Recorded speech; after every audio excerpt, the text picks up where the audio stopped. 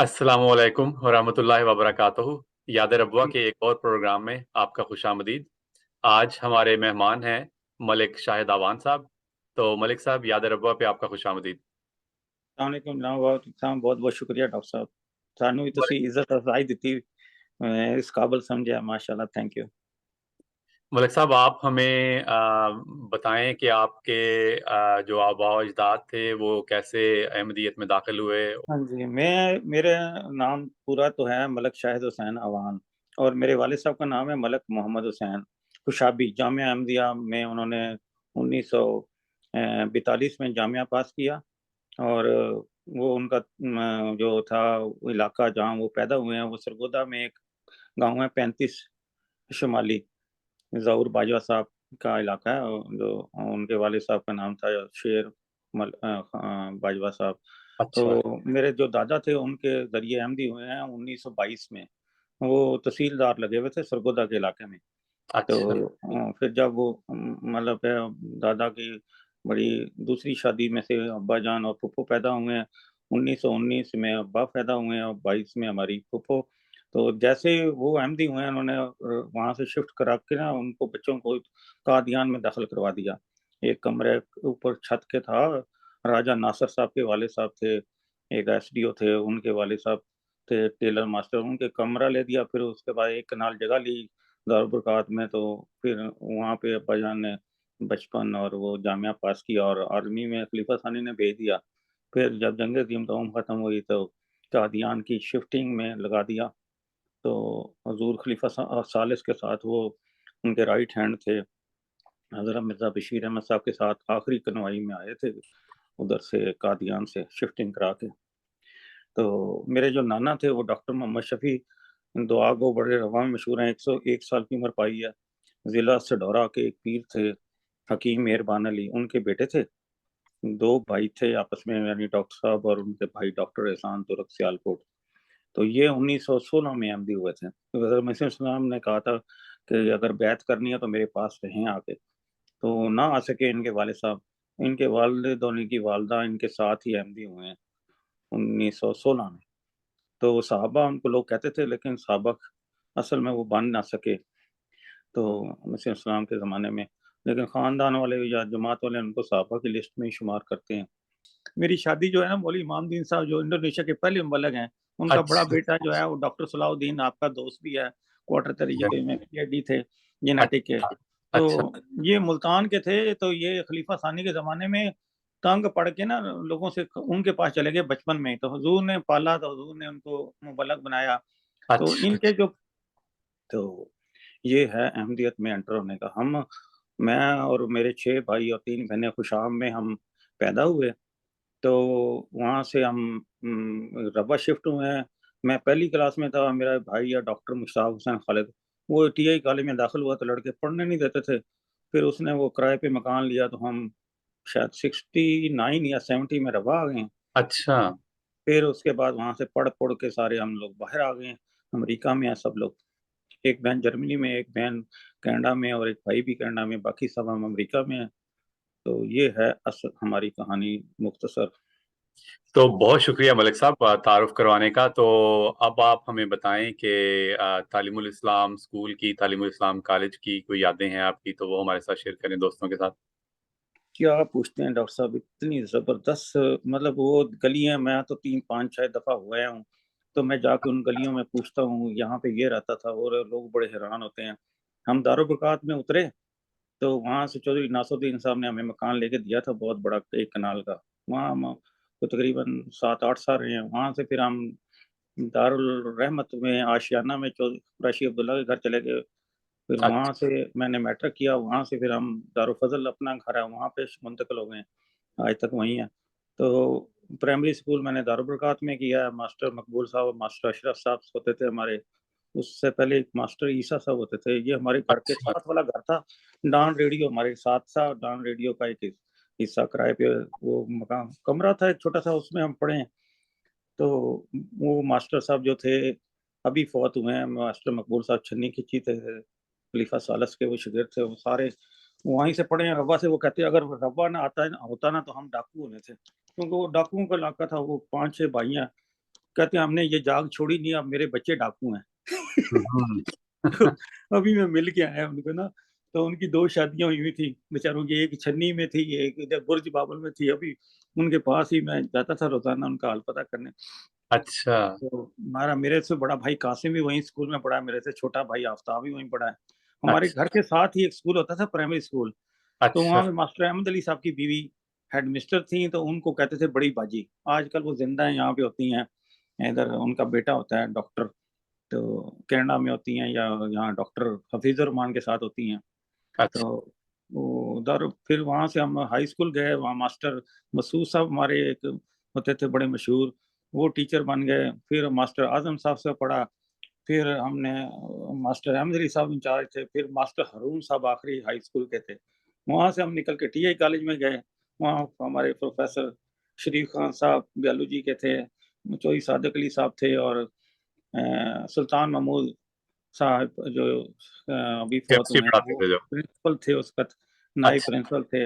अच्छा। मेरा ज़माना बड़ा ख़राब था, वहाँ हड़तालें होती थीं, मुनज़्ज़म तरीके से स्कूल कॉलेज को तबाह किया गया। तो हाई स्कूल तो में तो आपने शुरू किया कॉलेज जब गवर्नमेंट ने ले लिया हुआ था उसके हाँ, बाद? हाँ, हाँ, 78 में मैट्रिक किया, 2 अच्छा। साल वहाँ पढ़ा है, तो मेडिकल कॉलेज के इतने नंबर ना आए, फिर आर्ट्स कर ली, बीए कर लिया, लेकिन इस दौरान हमने शरीफ खान साहब का रेप्टाइल वाले काम में लग गए, लड़के लेके जाते थे वो छुट्टियों में, तो मलिक तो साहब फिर तारुफ करवाएँ शरीफ खान साहब का, प्रोफ़ेसर शरीफ खान साहब का। बहुत सारे दोस्त तो जानते होंगे उनको, लेकिन जो नहीं जानते उनको उनको तारुफ करवा दें अगर, तो बड़ी मेहरबानी होगी हाँ आप। जी, वो हमारे बायोलॉजी के थे, उन्होंने 1952 में एमएससी की थी और उनके जो उस्ताद थे बड़े मशहूर, उनका नाम मुझे भूल गया, गवर्नमेंट कॉलेज। उन्होंने कहा कि मुझे कोई काम बताएँ, उन्होंने कहा रेप्टाइल साँप को कोई हाथ नहीं डालता, तुम इस काम में पड़ जाओ। फिर वो इस काम अच्छा। में इतने बड़े कि वो दुनिया के बहुत बड़े मतलब साइंसदानों में शुमार होते हैं और उनको जर्मन गवर्नमेंट ने पीएचडी की डिग्री दी।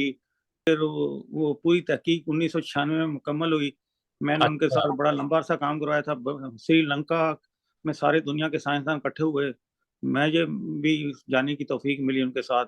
माशाल्लाह। 15 दिन का वहाँ दौरा था, वो पूरे साइंसदानों का, और बड़ी इज़्ज़त अफ़ज़ाई मिली और मैं भी उनके साथ असिस्टेंट के तौर पे गया। तो मैं वैसे तो प्रोफ़ेसर आप तो ना बन सका, रि डॉक्टर ना बन सका, लेकिन वो आप समझते यही थे। तो आप रिसर्च असिस्टेंट के तौर पे आपने काम किया प्रोफ़ेसर शरीफ खान साहब के साथ एक लंबा अरसा। हाँ जी, तो मैप क्या वाइज़ था, हमने ज़रा बातचीत। पूरी हाँ तफ़सील जी। से बताएँ हमें वो ताल्लुक क्या था? मैप कैसे? देते थे अमेरिका वाले, उसके तहत हम कश्मीर से शुरू हुए। हर अच्छा। साल एक हमने सूबा करना होता था, तो बलूचिस्तान, सिंध, ज़िला वाइज़ और गाँव वाइज़ हमने कलेक्शन करते थे, लेकिन हम महकमा जंगलात का हमें गेस्ट हाउस मिलता था, तो अच्छा। प्राइमरी स्कूलों ने हमें बड़ी मदद की, बच्चे तो बड़े मलिक साहब लाते थे चीज़ें।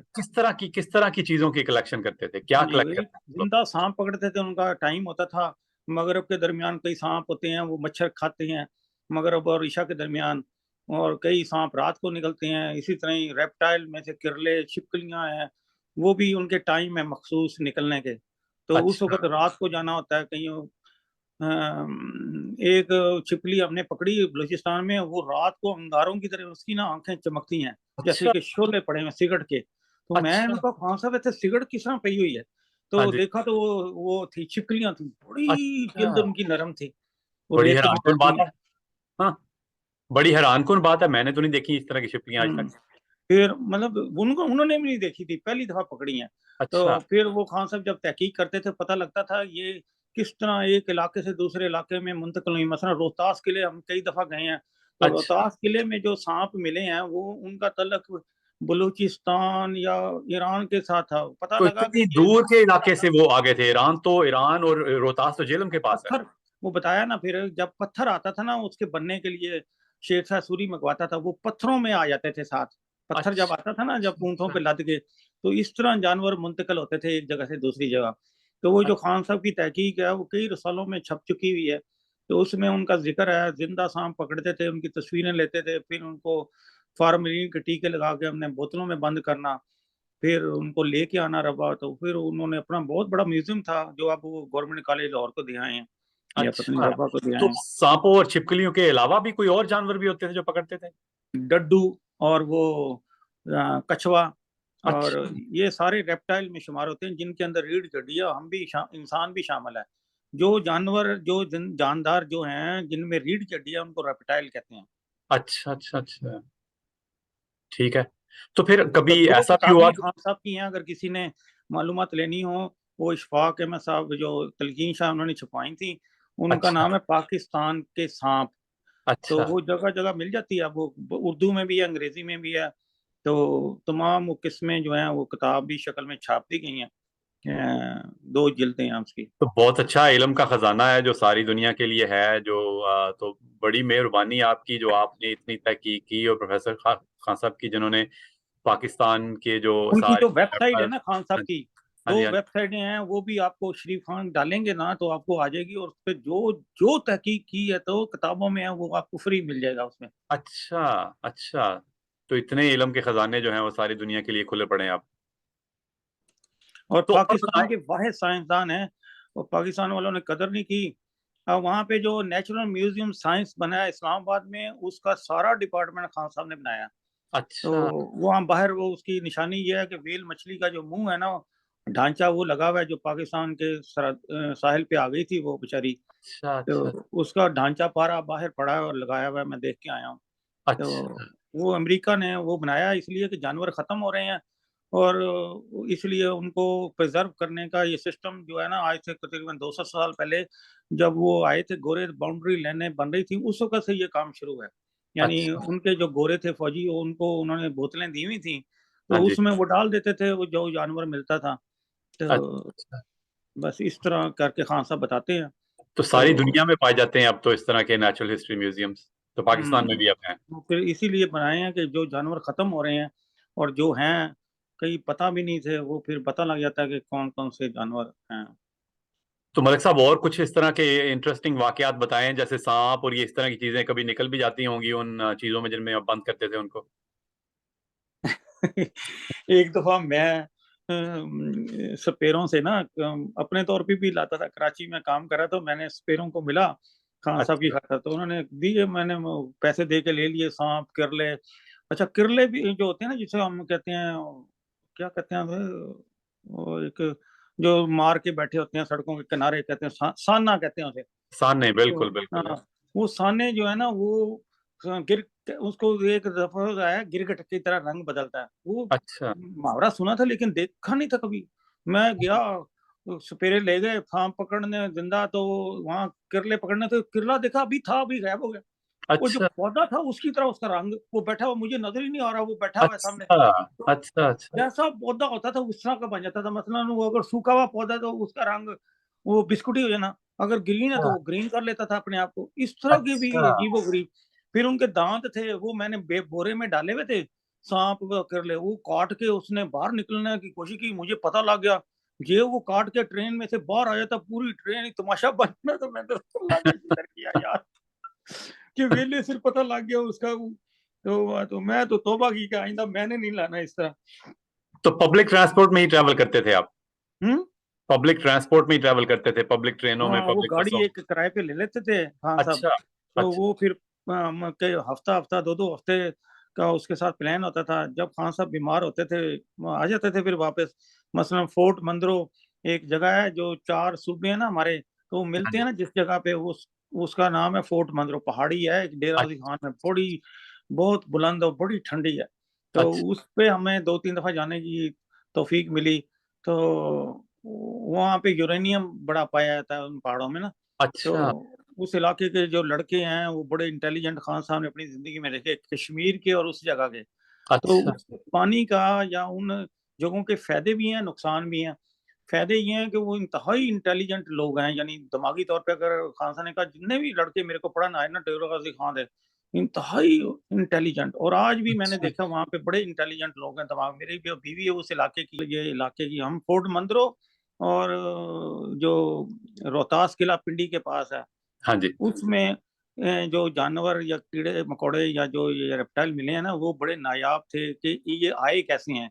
तो हुँ, वो हुँ। शिफ्टिंग के दौरान पता लगा कि ये जो लोग उधर से आते थे, चारों सूबे से, वहाँ पे वो मतलब रेप्टाइल पाए जाते हैं। वो मतलब उन चीज़ों में, बर्तनों में या संदूकों में या किसी चीज़ों में, जैसे चूहे के मतलब आता है कि ये घुस जाते थे, तो वो जब फ़ौजियाँ जाती थीं, तो उनके सामान के साथ वो शिफ्ट हो जाते थे। इस तरह ये जानवर, कीड़े-मकोड़े या ये जो दरख्त हैं, खजूरें हैं, जो हाँ जी। मोहम्मद बिन कासिम आया तो अरब की खजूरें इस तरफ हैं, या कई घोड़े की जो नस्ल है अरबी, ये इस तरह मुंतकिल हुए हैं एक जगह से दूसरी जगह, जानवर भी, पौधे भी और दरख्त भी। तो इस तरह करके साइंसदान कहते हैं कि ये शिफ्टिंग हुई है। अच्छा अच्छा अच्छा। तो मलिक साहब, अपना वो श्रीलंका का जो आपका ट्रिप था उसके बारे में बताएं कि वो कैसे बना था और क्या था वो सारा उसमें। वो खान साहब ने की ना कंप्लीट, तो उनके इजाज में या कुछ और भी साइंसदान थे, तो उन्होंने कोई सालाना मीटिंग वो रखते हैं, तो उस तरह वो फिर वहां पे गए। तो पाकिस्तान की गवर्नमेंट वालों ने तो खान साहब को कोई ना बुलाया, तो फिर उन्होंने अपने तौर पे बुलाया, टिकट वगैरह भेजी, दावतनामे। जब वहां गए तो पाकिस्तान में जो म्यूजियम का जो प्रोफेसर था ना, वो हाँ जी। खान साहब का शिगिर्द ही था। वो देख के हक्का बक्का रह गया। तो खान साहब ने मुझे इशारा किया, इसको नहीं बताना है तुमने कि हम कैसे आए हैं। तो वो अच्छा। कहता खान साहब तुसी किस तरह, उन्हें कहा जिस तरह तू। तो ये हालत थी ये पाकिस्तान की ना, हमारे खिलाफ। तो तो आई वहां गेस पे फिर वो, क्रेडिट लेने का शौक, काम कोई करे और क्रेडिट कोई और ले ले हाँ उस काम का। हाँ हाँ, यही हाल है। इस वजह से तो अल्लाह के फजल से ये अशर हुआ उनका। तो वो फिर हम वहाँ 15 दिन रहे। उनकी मीटिंग थी, प्रेसिडेंट ने बुलाया व्हाइट हाउस में, उनका जो होता है प्रेसिडेंट हाउस में ठहराया हुआ था, गेस्ट हाउस में। फिर एक उनकी सेंटर में जगह है, कैंडी, वो अच्छा अंग्रेजों ने बनाया। तो वो जो जो जो है ना जजीरा, वो इस तरह ऊपर को है। तो अच्छा ऊपर अच्छा चोटी पे जो जो गांव बनाया ना, उसका नाम है कैंडी। तो अच्छा वहां पे चश्मे हैं, पानी है, तो वो स्टेप बाय स्टेप थले नीचे को आता है। तो जगह जगह उन्होंने ना वो पानी बिजली घर बनाए हुए हैं। तो अच्छा वहां पे वो जो है हाथी बहुत होता है। तो हाथी अच्छा का जो माँ बाप मर जाते हैं या माँ मरती है, तो उसको ये बच्चा मर जाता है, फिर उन्होंने उसका यतीम खाना बनाया हुआ है वहीं पे अच्छा कैंडी पे। तो अच्छा हाथी के बच्चे बेतहाशा जो छोटे बड़े सारे वहां पे नहा रहे हैं पानी में, तो उनके बंदे उनको ट्रेंड करने वाले वहां पे हैं। तो उनका वो मजहबी हिस्सा भी है। वो जो दांत है ना, वो उसके बड़े बड़े दांत हैं, जो उनको कब्र में हम लोग कतबा लगाते हैं, वो कब्र के सर पे वो हाथी का दांत लगाते हैं। हाथी का दांत तो लगाते हैं, कुदरत अच्छा। खुदा की, हाँ जी, कुदरत खुदा की, जब हम वहां से आने लगे ना, तो उनका एक जश्न होता है। एक बुद्धा, जो बुद्धा साहब थे ना, वो सारा मजहब जो उनका है ना, मुल्क, वो बुद्धिस्ट है। अच्छा, तो इसीलिए तो फिर वो जगह दफन जगह करते हैं, जलाते नहीं हैं हिंदुओं की तरह। तो वो ना बुद्धिस्ट जो थे ना, वो उनकी इज्जत करते हैं। उनके जगह जगह बहुत बड़े बड़े बुत बनाए हुए हैं। तो वो अच्छा कहते हैं कि जब वो फौत हुए हैं ना, तो उनके दांत एक हमारे पास आया था। वो दांत एक बड़े आलीशान, वो हाथियों की वो निकालते हैं जुलूस। तो वो अच्छा सारा शहर खड़ा, वो भी हमने देखा। इत्तेफाक से हमारे होते वो आ गया जुलाई के, मुझे आज तक याद है, जुलाई का अगस्त का महीना था जब हम गए थे। अच्छा। तो इस तरह वो मतलब मुल्क की बड़ा ही खूबसूरत मुल्क है। बहुत ही अंदाजा नहीं था कि इतना खूबसूरत मुल्क होगा। हम्म। हम्म। तो और बताएं प्रोफेसर शरीफ खान साहब के बारे में, कैसी है उनकी सेहत? अब तो अमेरिका में ही रहते हैं ना? फिलाडेल्फिया में है बेचारे। बस वो वजन की वजह से कहते हैं चल नहीं सकता। वो एक राशिद बेटा है उनका, उनके पास अच्छा। रहते हैं। एक जफरुल्लाह उनका साइंसदान है बेटा, डॉक्टर, वो भी वहीं होता है। तो I guess तो दोस्तों को दुआओं की तहरीक भी कर दें कि उनके लिए हाँ, अल्लाह ताला सेहत दे उनको, हम और सबके बड़े लिए दुआ बेचारे। करेंगे हम्म, सारे। तो मलिक साहब, और कोई बात रह गई हो, कोई आप शेयर करना चाहते हो दोस्तों के साथ, रबवा के बारे में, स्कूल के बारे में, कॉलेज के बारे में? भाई इतनी, वो एक दिन मैं, आपने इंटरव्यू किया था मास्टर अब्दुल रब साहब का, हाँ जी। तो वो देख के और अंदाजा होता है कि एक, मतलब है कि एक हर बंदे के पास एक रब्बा की तारीख है, एक हिस्ट्री है ना खत्म होने वाली। तो अपने वो जितने उस्ताद हैं, कल परसों मैं किसी के साथ जिक्र कर रहा था, वो भी कर रहा था। तो वो जो आपने जमाना देखा, हमने देखा, वो आज की नस्ल महरूम है उन चीज़ों से, उन मोहब्बतों से और उन वफाओं से। वो तो आज मिलता ही नहीं है। बाज़ बात याद करके इंसान के आंसू निकल आते हैं कि यार कैसा हमने ज़माना पाया। तो हाँ जी। मैदान, खेलने, उठना, बैठना, मिलना-जुलना, टीचर, प्रोफ़ेसर, तो बड़े याद आते हैं। बड़ी एक-एक का अगर नाम लेके बंदा ज़िक्र करे, ख़त्म ही ना हो। एक हमारे प्रोफ़ेसर मसूद साहब होते थे फ़िज़िक्स के, वो हर साल फ़िज़िक्स का पेपर डालते थे। जब वफ़ात हुई है तो अख़बार में आया था, जंग में, उड़ान में, कि ये डालते रहे हैं। कभी उनका पेपर वो नहीं हुआ कि लीक हो गया तो अब नहीं होगा। इतना वो अच्छा कॉन्फिडेंशियल था उनका यानी न अच्छा कि कभी उन्होंने अपना पेपर लीक नहीं होने दिया। फिज़िक्स का मरते दम तक वो फिज़िक्स एफएससी का पेपर डालते थे, मुझसे अच्छा, डलवा। अच्छा, तो अच्छा। ये बात भी बड़ी राज़ की उस वक़्त खुली जब वो फ़ौत हुए। तो तो बड़ी ख़ुदा। अच्छी बात की मलिक साहब आपने, वाक़ई हर एक जो दोस्त है उसके ज़हन में एक यादों की पिटारी है, जो बाकी सारे दोस्तों के साथ शेयर करें इससे पहले कि सारे हमारे अपना हमारे 2 टीचर होते थे हाई स्कूल में, एक होते थे इब्राहिम भांबड़ी साहब और एक होते थे शाहचुरी साहब। ये असेंबली में जब एक ने एक दिन देना लेक्चर, बड़े बड़ी-बड़ी अच्छी बातें आज तक याद है। मसलन इब्राहिम भांबड़ी साहब ने कहा, किसी ने देखा है वो टाइम की शक्ल? कोई हाथ खड़ा करे। किसी ने कहा घड़ी, किसी ने कोई, उन्होंने कहा नहीं। जो टाइम होता है ना वो पहलवान की तरह है। पहलवान के कार्टून बना हुआ था, पहलवान के आगे मत्थे के ऊपर ना उसकी बोदी है, बजाय यहाँ होने के। अच्छा, तो अच्छा, वो बंदा पहलवान को काबू करता नहीं होता। आखिर उसका उस्ताद कहता है, इसको ना मत्थे के ऊपर जो बोदी है वो पकड़ो। वो ठीक है। पकड़ते हैं, वो जो बहुत बड़ा पहलवान है, वो काबू आया था, वो हिलता ही नहीं। तो वो कहते हैं कि वक़्त जो है ना, जो भी कोई लेना चाहता है, वो पहले प्रोग्राम बनाए, महीने का, 2 महीने का टाइम टेबल बनाओ। जैसे कि लोग जलसे करते हैं या प्रोग्राम होते हैं, हाँ पहले जी, इसको काबू करोगे तो हो जाएगा, नहीं तो या थोड़े हाथों निकल जाएगा। एक तो ये बड़ी याद है असेंबली की उनकी बहुत बात। अच्छी एडवाइस है, बहुत अच्छी नसीहत है। इसी तरह और भी उनकी बड़ी-बड़ी अच्छी मिसालें याद हैं बचपन की, कि जो टीचर होते थे, वो हमारे मसूद आतो साहब कहते थे, आज जो बातें मैं कर रहा हूँ ना, ये बाद में तुम्हें याद आएँगी। 1 लाख रुपया भी दोगे ना, तो तुम्हें ये बातें नहीं कोई बताएगा। ये वो बताया करते थे कि बातें, हाँ जी, हाँ जी। बड़ी-बड़ी आला बातें। उस्ताद, टीचर, वो तो ज़माने ही अब और तरह का हो गया यार। बिल्कुल, रिवायतें ना। मतलब ये जो मकसद था इस प्रोग्राम का मलिक साहब, बिल्कुल यही है कि दोस्त जो हैं वो एक-दूसरे के साथ यादें शेयर करें और फिर ये रिकॉर्डिंग हो जाएगी जो अगली नस्लों तक पहुँच जाएगी। और एक तो मलिक साहब बहुत शुक्रिया, आपने वक़्त निकाला और सारे दोस्तों के साथ अपनी जो यादें थी वो शेयर की। तो इंशाअल्लाह ताला ये सिलसिला चलता रहेगा, तो ज़रूर दोबारा भी तशरीफ़ लाइएगा प्रोग्राम पे। तो बड़ी मेहरबानी आपकी। जज़ाकल्लाह, थैंक यू सो मच।